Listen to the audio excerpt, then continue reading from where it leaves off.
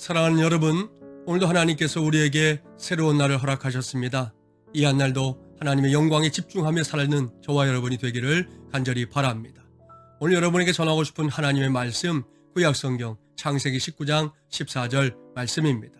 롯이 나가서 그 딸들과 결혼할 사유들에게 말하여 이르기를, 여호와께서 이 성을 멸하실 터이니 너희는 일어나 이곳에서 떠나라 하되 그의 사유들은 농담으로 여겼더라 기록하고 있습니다.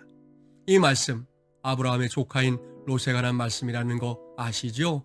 아브라함과 롯은 한 지붕 두 가족으로 정말 서로 사랑하며 살았습니다.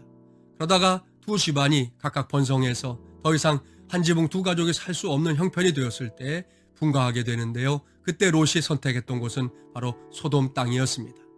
소돔 땅은 보기에는 참으로 화려한 땅이었지만 그 땅은 하나님이 싫어하시는 죄악으로 가득 찬 땅이었습니다.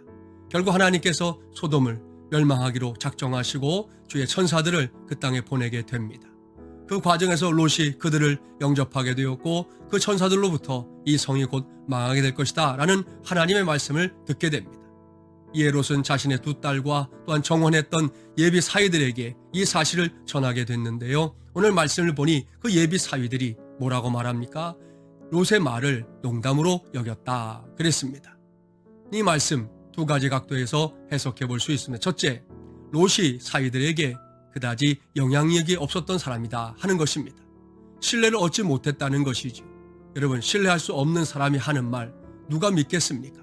더군다나 내가 살고 있는 이 땅이 곧 망할 것이다, 불로 심판을 받을 것이다, 그렇게 말한다면 어떻게 그것을 믿을 수가 있겠습니까?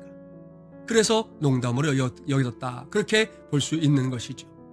이런 점에서 저와 여러분 평소에 우리의 언행심사가 어때야 할지 다시 한번 생각하게 됩니다. 우리는 하나님의 자녀들로서 하나님의 말씀을 전하는 자로서 우리의 언행심사 정말 하나님 주신 진리에 가득 찬 것이 되어야 할 줄 믿습니다. 두 번째로 이 롯의 사위들이 어떤 사람들이었다는 겁니까? 사람이 하는 말을 대수롭지 않게 들었던 사람들이다 라고도 볼 수 있습니다. 사람들이 하는 말에 대해서 귀를 기울이고 경청할 줄 모르는 사람, 집중하지 못하고 다른 데를 보는 사람, 그런 사람과 대화하면 참 답답할 때가 있지 않습니까? 사람과 사람이 대화할 때 눈과 눈을 마주보지 못하고 다른 곳을 쳐다보는 사람을 보면 때때로 속이 터질 때가 있는데요. 그런 사람들이었을 가능성이 있다는 것입니다. 여러분, 사람에게 하나님께서 허락하신 이 소중한 말 귀담아 들어야 하고 거기에 또한 진리가 있을 때도 있고 깨달음이 있을 때도 있지 않습니까? 무엇보다 하나님의 말씀이 전해진다면 그것은 우리가 반드시 들어야 할 말씀이라는 것입니다. 오늘 이 말씀을 통해서 저도 여러분도 깨닫게 되길 원합니다. 우리의 언행심사 하나님을 드러내는 것이 되어야 합니다. 또한 하나님께서 누군가를 통해 말씀 주실 때 그 말씀을 경청할 수 있는 우리 모두가 되기를 주님의 이름으로 축복합니다.